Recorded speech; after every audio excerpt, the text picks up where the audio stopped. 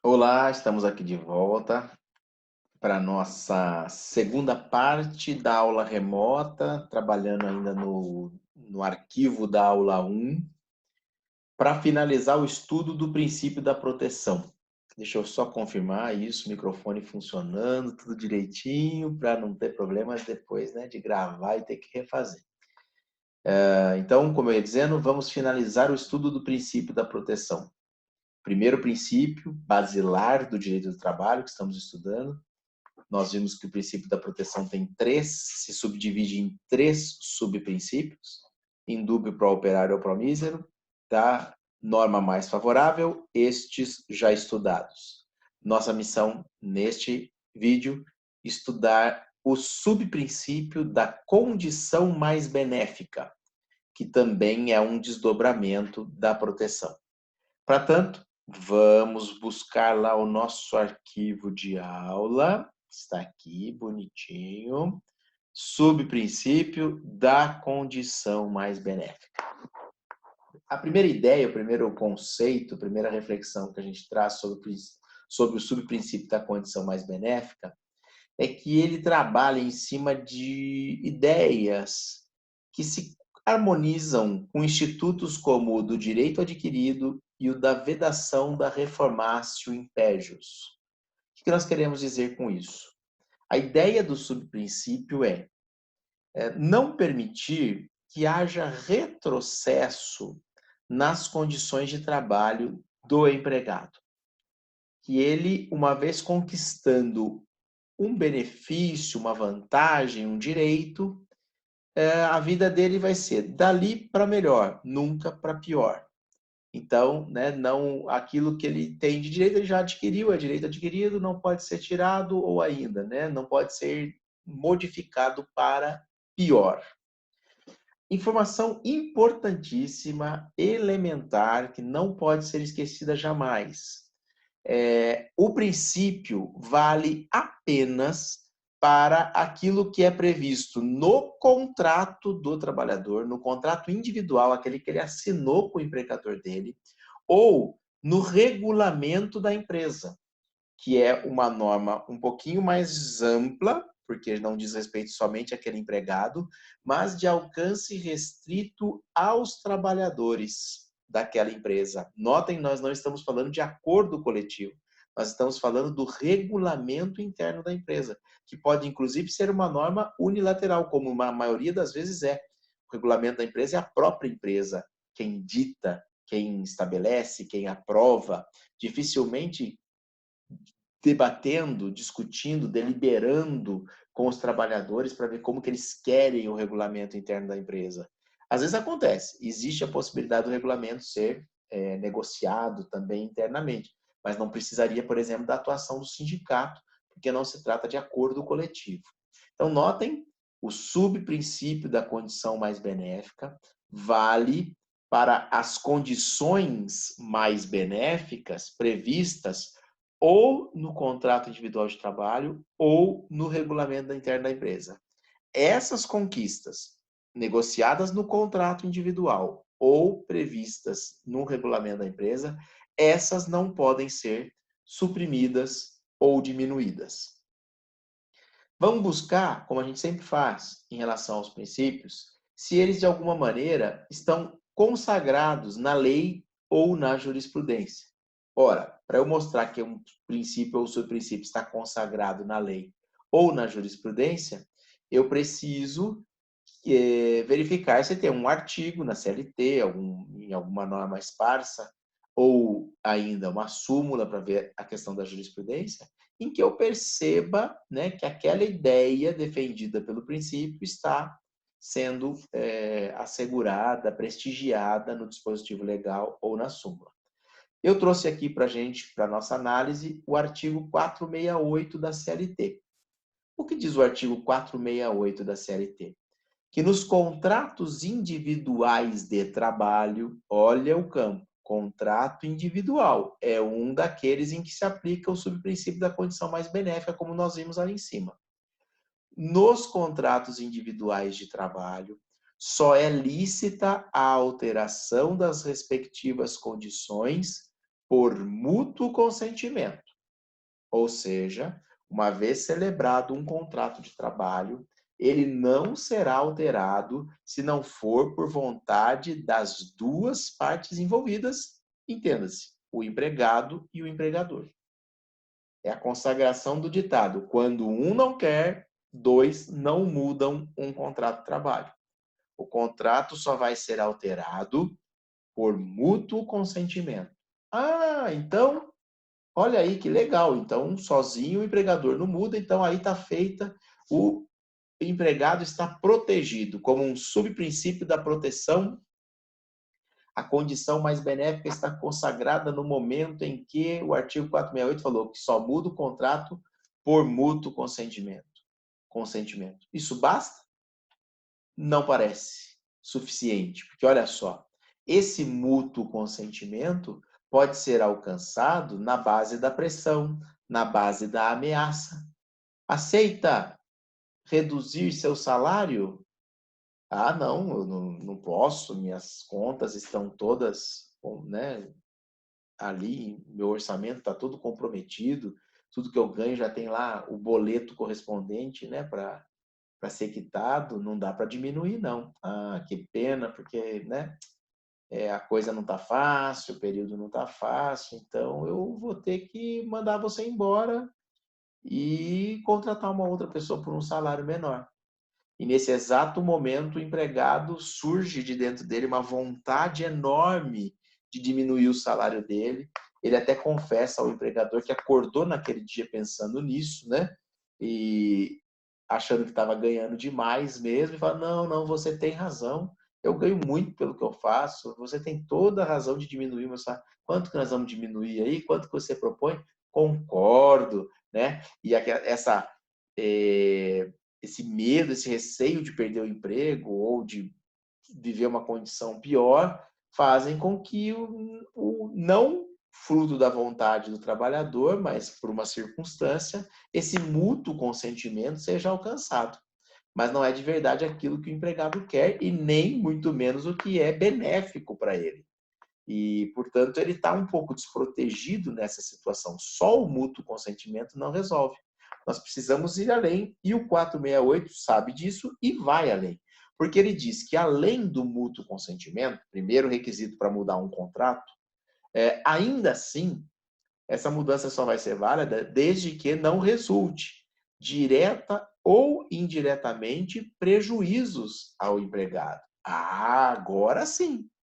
Eu tenho, então, dois requisitos, de acordo com o 468, para alterar validamente as cláusulas de um contrato individual de trabalho. Requisito 1, mútuo consentimento. Requisito 2, desde que esta alteração não resulte prejuízo, direto ou até mesmo indireto para o trabalhador. Ou seja, se a mudança piorar a condição do trabalho prevista anteriormente, a condição do trabalhador prevista anteriormente no seu contrato individual de trabalho, qual é a consequência? Não preencheu o requisito lá do prejuízo. A consequência está na parte final aqui do 468, sob pena de nulidade da cláusula infringente desta garantia. Ora, ainda que o empregado tenha concordado, se demonstra depois que a alteração foi prejudicial a ele, esta alteração ela é nula. Sendo nula, nenhum efeito pode gerar. Volta ao status quo ante. Como era antes da alteração? Antes da alteração, a condição era X. Portanto, valeu a condição X por todo sempre. Ainda que essa alteração tenha sido feita 3 anos atrás e agora o empregado foi dispensado, ele tem mais coragem para entrar com uma ação e discutir, ele vai pedir a anulação, a declaração de nulidade daquela alteração e que seja considerado que valeu a condição anterior, que foi alterada em pégios, né? Aquela condição mais benéfica que ele tinha anteriormente, será considerada pelos 3 anos em que a alteração nula, né, foi considerada pelo empregador. Ficou claro aqui, então? Vejam como a condição mais benéfica está sendo consagrada, porque eu não permito que o contrato individual seja mudado em prejuízo do trabalhador. Se não pode ser mudado em prejuízo do trabalhador, o contrato individual só muda para melhor. E a condição mais benéfica, então, está consagrada aqui no artigo 468 da CLT. Trazendo jurisprudência para buscar a consagração do subprincípio, eu separei para vocês duas súmulas, a 51 e a 288, ambas nos seus itens 1, né? Você tem mais de um item. No item 1 dessas súmulas, nós vamos observar algo do trato da condição mais benéfica. Vejamos. Súmula 51 trata de norma regulamentar. Que norma regulamentar é essa? O regulamento interno da empresa. Então, estamos também no campo de aplicação do subprincípio da condição mais benéfica, não vou cansar de repetir isso, ele só se aplica em condições estipuladas no contrato individual de trabalho e no regulamento da empresa. A súmula está falando de uma norma regulamentar, portanto, está falando do regulamento da empresa. E falando de vantagens previstas nessa norma e opção por um novo regulamento, já dizendo que vai fazer um paralelo com o que está no 468 da CLT que nós acabamos de estudar. E o que diz a súmula? Que as cláusulas regulamentares que revoguem ou alterem vantagens deferidas anteriormente só atingirão os trabalhadores admitidos após a revogação ou alteração do regulamento. Então, nós estamos aqui diante da seguinte situação. Existe um regulamento da empresa e essa empresa já tem alguns empregados. Nesse regulamento, existem algumas vantagens que são revogadas ou alteradas. O regulamento muda e uma vantagem, um benefício, um direito que havia ali para os trabalhadores da empresa, no novo regulamento deixa de ser previsto. A súmula está dizendo assim: essa supressão, essa alteração, só vai atingir quem for admitido depois da alteração. Ou seja, quem já trabalha na empresa terá preservada a condição mais benéfica. Aquele direito que ele já tinha é um direito adquirido, assegurado, que ele não vai perder. Só quem entrar na vigência do novo regulamento é que vai deixar de ter. Não é que vai deixar de ter, porque nunca teve, né? Ele já vai entrar numa nova fase daquela empresa sem aquele direito. E não vai poder pedir equiparação com aquele que já estava antes e que tem o direito e vai continuar tendo, porque vai ser preservada em relação ao antigo funcionário a condição mais benéfica, certo?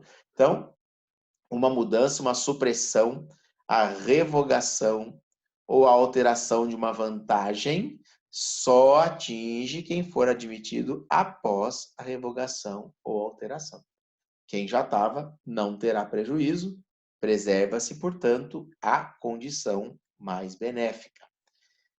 O item 2 da súmula 51 prevê que, havendo a coexistência de dois regulamentos de uma empresa, aquele regulamento das antigas, que favorece um grupo de trabalhadores, e um novo regulamento aprovado, que já tem aí alguns trabalhadores contratados sob a égide dele, e que, portanto, existem dois grupos de trabalhadores na empresa, os regidos pelo regulamento A e os regidos pelo regulamento B.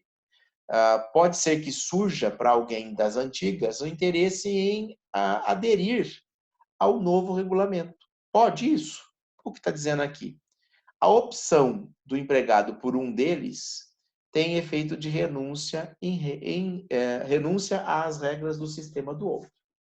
O que está dito aqui é que é possível que o empregado antigo faça a sua adesão ao novo regulamento. Porém, quando ele adere ao novo regulamento, isso implica em renúncia do anterior. Nós não temos aqui no Brasil a acumulação, né? Eu não vou pegar o que tem de melhor aqui, querer o que tem de melhor, porque querer o melhor dos mundos. Então, quando eu opto por um regulamento, eu opto por inteiro e eu vou ser beneficiário apenas daquilo que está naquele regulamento, deixo de ter direitos previstos no regulamento anterior, que eu, em relação ao qual eu manifestei renúncia nos termos do item 2 aqui da súmula 51. Ok? Essa segunda parte mais para fins de esclarecimento, que como é que pode ter dois regulamentos e tudo mais. Lembrando, então, que os trabalhadores antigos, aqueles que tinham alguma vantagem, não serão afetados pela mudança do regulamento, que somente se aplica aos novos contratados na empresa. Existe ainda uma outra súmula que ilustra a nossa situação aqui, que é a súmula 288, que trata de complementação dos proventos da aposentadoria. A complementação dos proventos da aposentadoria, assim como aquela gratificação por tempo de serviço que nós vimos na aula sobre o subprincípio da norma mais favorável, é um direito que não tem previsão legal. Por que se pensa na complementação de uma aposentadoria? Todo mundo sabe que alguém, quando se aposenta, passa a receber menos do que recebia quando estava na ativa. A aposentadoria resulta em perda de poder aquisitivo, diminuição de renda, diminuição do orçamento, né, daquele trabalhador, que vai sofrer com a diminuição dos seus ganhos. Algumas categorias preocupadas com isso, ou algumas empresas, negociam uma complementação do provento. O empregador promete para o trabalhador: olha, se você trabalhar comigo por bastante tempo, quando você se aposentar, eu me comprometo a te pagar a diferença entre o que você ganhava na ativa e o que você está ganhando só com a aposentadoria. Eu complemento a sua aposentadoria. Isso não está previsto em lei nenhuma, não seria uma obrigação, mas olha só, nós temos aqui um empregador que paga essa complementação de proventos de aposentadoria. Então, ele trata aqui a súmula. Ela trata a complementação dos proventos de aposentadoria instituída, regulamentada e paga diretamente pelo empregador, sem vínculo com entidades de previdência fechada, é regida pelas normas em vigor na data de admissão do empregado, ressalvadas as alterações que forem mais benéficas, citando expressamente aqui o artigo 468 da CLT de novo. Então, o que está sendo dito aqui? Olha, quando você foi contratado, o regulamento da empresa previa complementação de provento de aposentadoria. Agora, até você aposentar, se é que você vai aposentar, diante de tantas restrições nas regras atuais, até você se aposentar, pode ser que tenha havido alteração e a empresa já não mais assegura aos seus trabalhadores, mudou lá o regulamento, fala, não pago complementação para mais ninguém. Ela mudou o regulamento e fala que não paga mais complementação e você ainda não aposentou. E agora? Você perdeu o direito? Era só uma expectativa de direito? A súmula 288 está dizendo o seguinte, a regra que vai valer para definir se você tem direito ao complemento ou não é a da norma em vigor quando da sua admissão. Quando você foi admitido, se te prometeram uma complementação de aposentadoria lá na frente, ainda que isso demore muitos anos e o regulamento nem mais esteja em vigor, você continuará tendo esse direito, olha, a preservação de uma condição mais benéfica. Você não vai ser atingido pelas alterações, pela norma alterada, pela nova norma, a não ser, diz a parte final, se ela for melhor, se ela for mais benéfica. Aí sim, né? Aí é pelo princípio da proteção como um todo, não só pela condição mais benéfica, é evidente que vai ser assegurado para o trabalhador aquilo que for previsto de mais favorável numa nova norma. É que em relação à complementação de aposentadoria, sempre o que vem de alteração é para restringir cada vez mais, senão acabar com o benefício. Mas, se vier uma regulamentação que é melhor do que havia quando eu fui contratado, eu vou poder fazer aquela adesão que a súmula 51 falava, renunciando ao regime primeiro e passando a ser regido pelo segundo, porque ele é mais benéfico. Ninguém poderia me obrigar a aceitar algo que seja pior.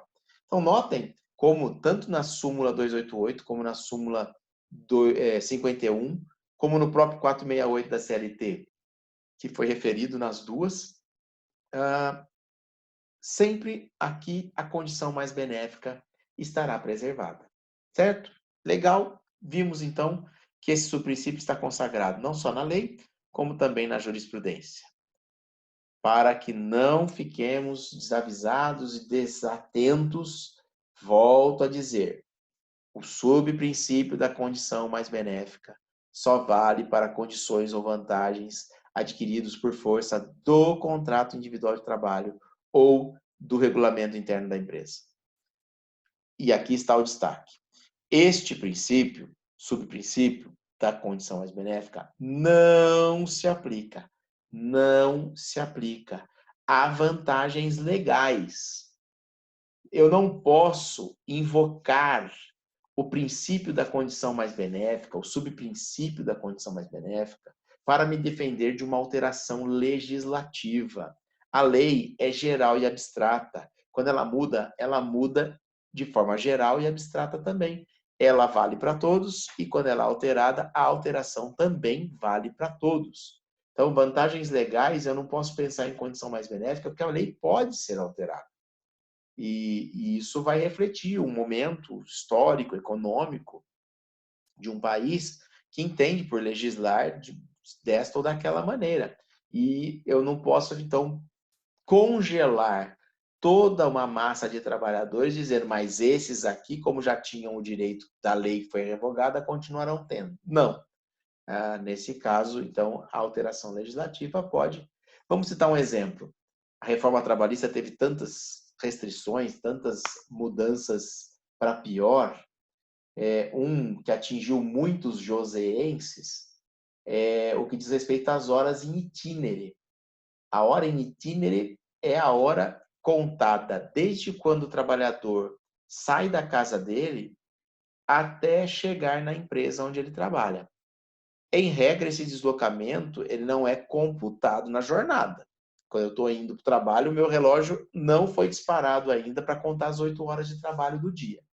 Porém, a lei previa que, se o local de trabalho fosse de difícil acesso ou não servido por transporte público, o trabalhador teria direito ao cômputo do deslocamento, a hora em itinere, na jornada. Então, no momento em que ele dava o beijo na patroa, passava a mão no cachorrinho, batia a porta para sair para o trabalho, o relógio ponto dele já estava batido e o tempo de trabalho dele começava a correr, né?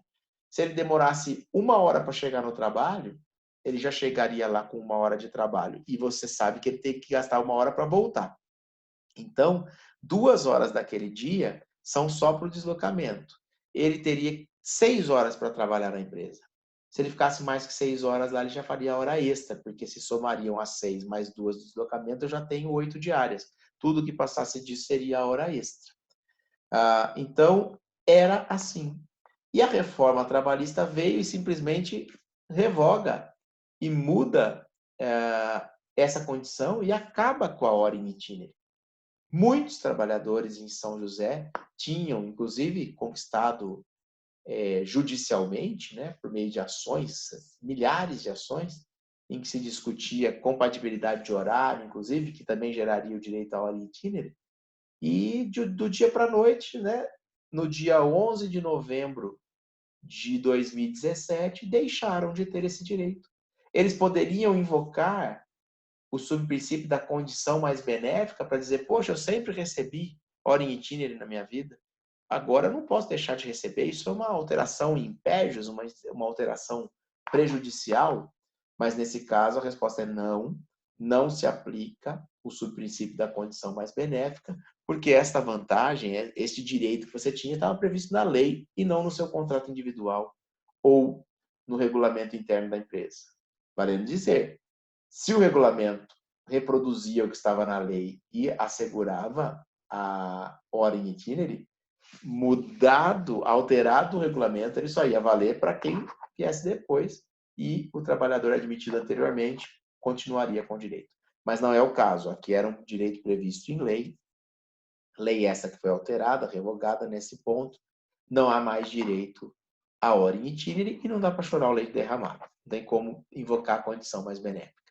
Então, a condição mais benéfica não se aplica às leis, porque essas podem ser alteradas, nem às vantagens oriundas da sua velha conhecida sentença normativa, que você viu no vídeo anterior a explicação do que seja a sentença normativa, a decisão do tribunal que julga um dissídio coletivo, ou ainda vantagens oriundas de instrumentos coletivos, como o acordo coletivo de trabalho ou a convenção coletiva de trabalho.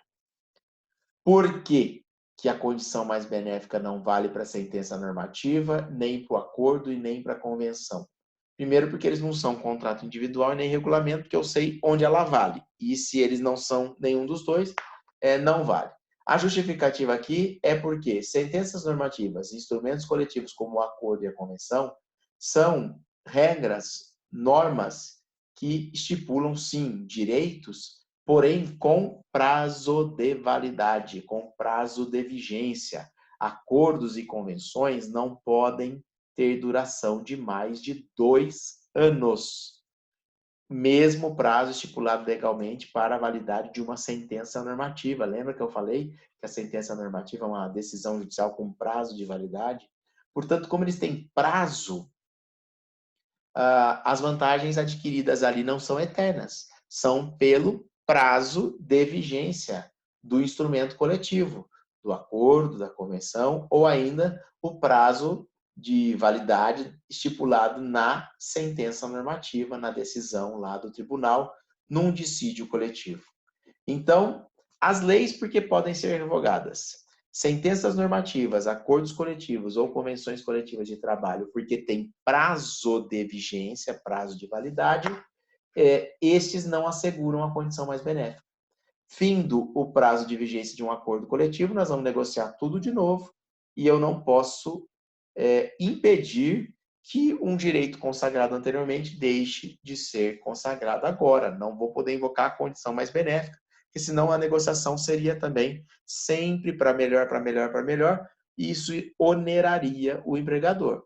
Ele, numa negociação, ele pode ceder em algum ponto, oferecendo uma vantagem nova, porém tendo que se garantir com a retirada de um antigo benefício para que o empregador não fique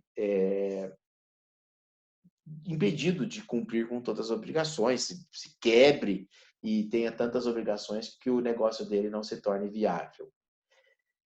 Aqui, em relação às sentenças normativas, acordos e convenções, eu estou referindo a súmula 277 em confronto com o artigo 614, parágrafo 3º da CLT, redigido aí, grafado em vermelho, para indicar que aqui houve alteração promovida pela reforma trabalhista.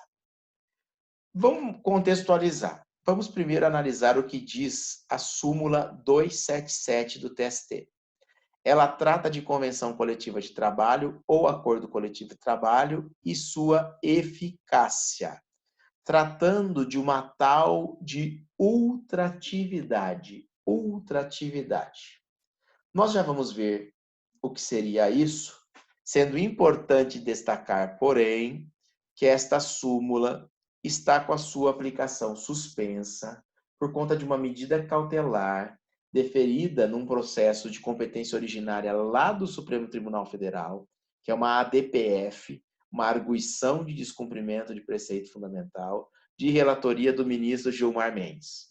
O ministro Gilmar Mendes falou: todo mundo que tiver um processo em que se discuta esta súmula 277 e, especialmente, a tal de ultratividade, para tudo e espera que o STF vai decidir isso de maneira vinculante, porque a decisão da ADPF tem a mesma força de uma decisão de ADI, de ação direta de inconstitucionalidade. Ela vincula todos os demais órgãos do Poder Judiciário do país e o Gilmar Mendes disse que então vai pensar como é que fica a questão dessa súmula 277 e da ultratividade. O que diz a súmula 277? Ela diz assim: as cláusulas normativas de acordos ou convenções coletivas integram os contratos individuais de trabalho e somente poderão ser modificadas ou suprimidas mediante negociação coletiva de trabalho.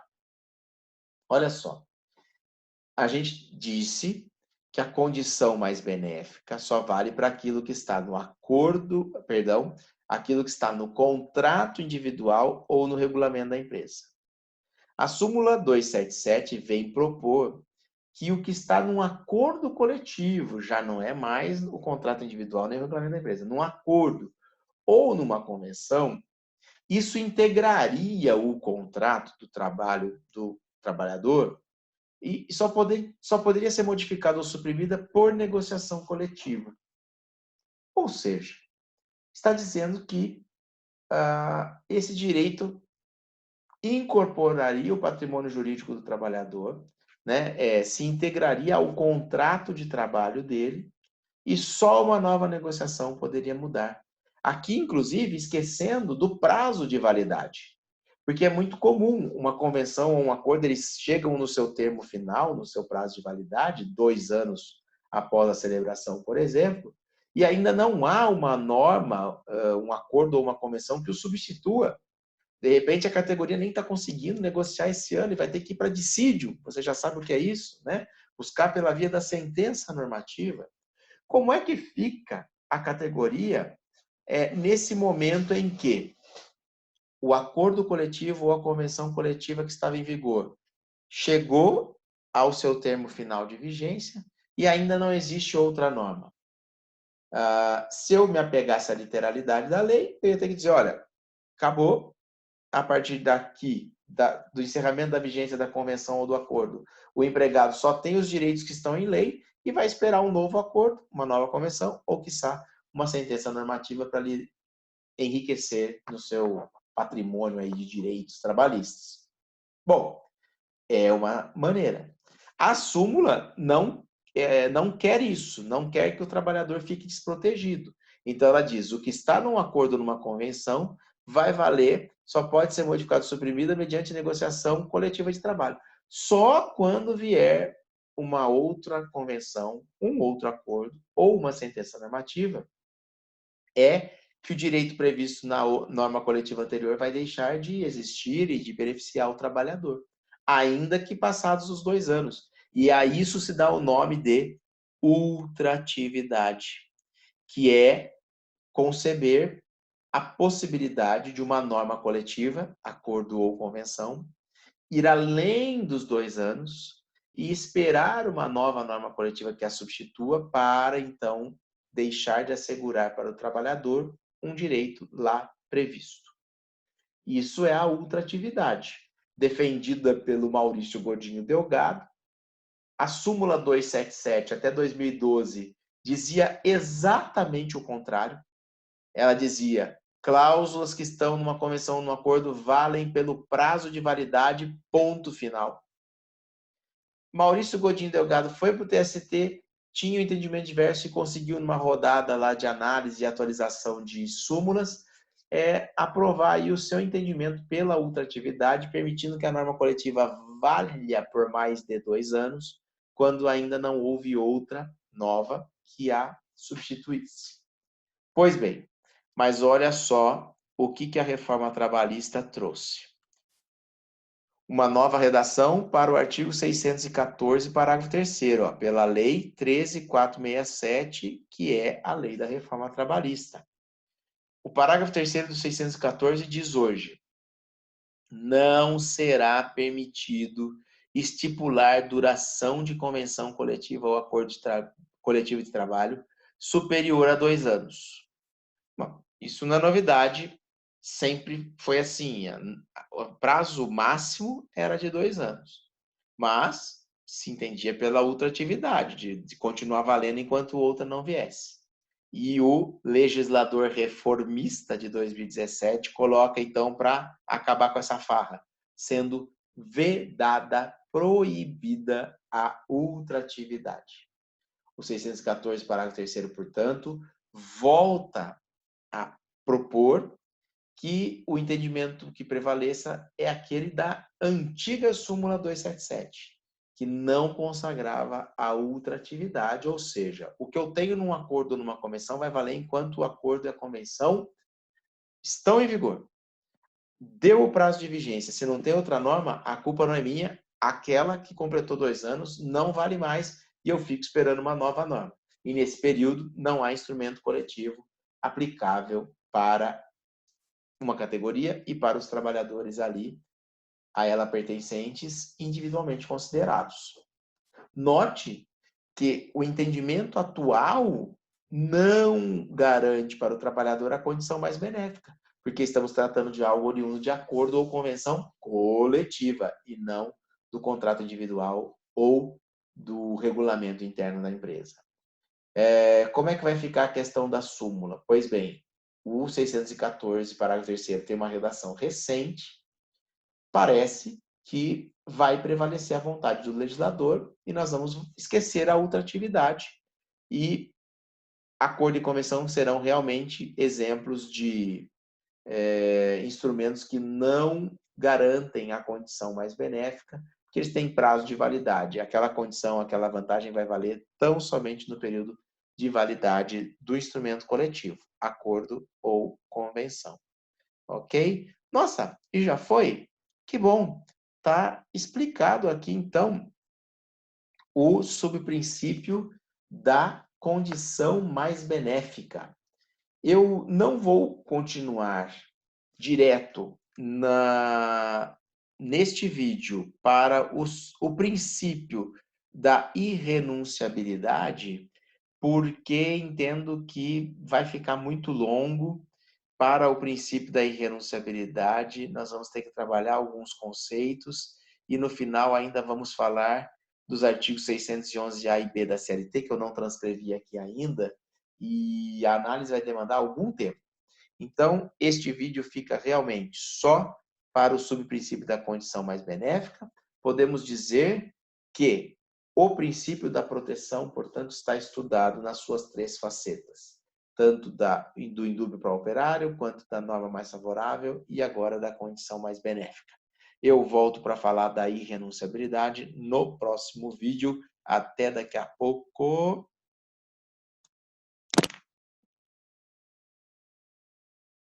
Parou? Não parou. Estou aqui ainda. Agora vai.